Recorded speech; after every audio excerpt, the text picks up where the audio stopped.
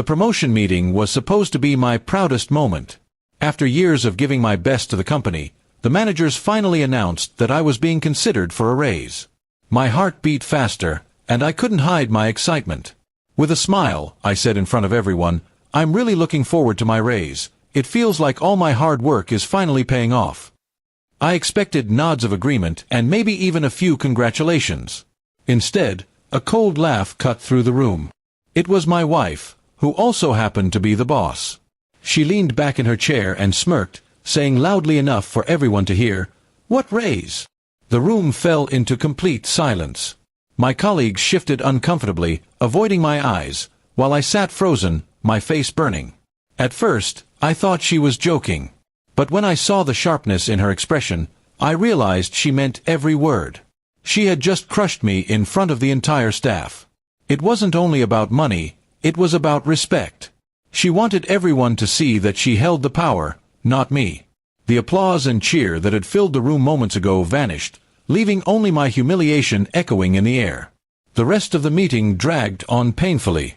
Every time she spoke, I could feel people glancing at me, whispering under their breaths.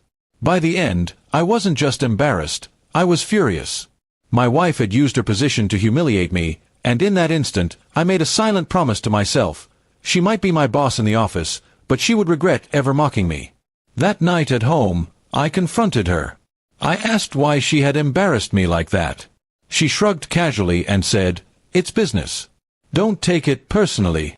But I did take it personally. Very personally. Her words weren't just dismissive, they were cruel.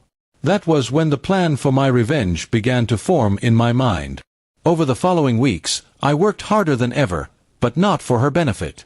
I began building connections with other companies, slowly preparing an exit strategy. While she believed I was slaving away for her, I was quietly gathering proof of her arrogance, her reckless decisions, and her misuse of company resources. I documented everything carefully. If she wanted to play power games, I was going to show her how it felt to lose. One afternoon, during a board review, I presented a detailed report on the company's performance. But I didn't stop there. I revealed how certain funds had been mismanaged under her orders. Gasps filled the room. My wife's confident smile disappeared as the board members turned their eyes toward her. For once, she was the one cornered. She tried to brush it off, saying I was exaggerating, but I had the receipts, emails, spreadsheets, and even testimonies from employees who had grown tired of her arrogance. The same colleagues who once pitted me now nodded in agreement, supporting my claims. My wife's face paled as the board demanded answers she couldn't give. By the end of that meeting, the board announced a restructuring. She was asked to step down temporarily while an investigation took place. And guess who they appointed as interim head? Me. The very man she had mocked just weeks earlier.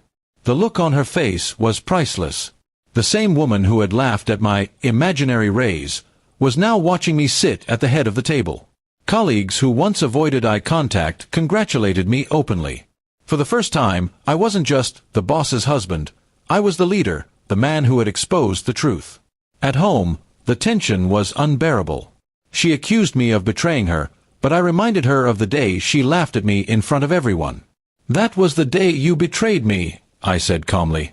"I just returned the favor, only I chose the right audience." Her arrogance crumbled after that.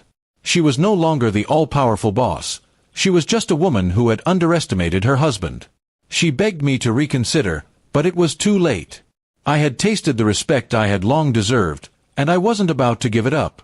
In the months that followed, the investigation proved everything I had exposed. She officially lost her position, while I was confirmed as the new leader of the company. The same raise she once mocked became irrelevant, because now I had the authority, the power, and the recognition she had tried to deny me. My revenge was complete. She wanted to make me small in front of everyone, but in the end, I rose higher than she could have ever imagined. Her laughter at that meeting had been the spark, but it was my determination that turned her mockery into her downfall. And as I sat in the same chair she once used to humiliate me, I smiled, not out of cruelty, but out of satisfaction. She had taught me a lesson about power. I had simply taught her one about consequences.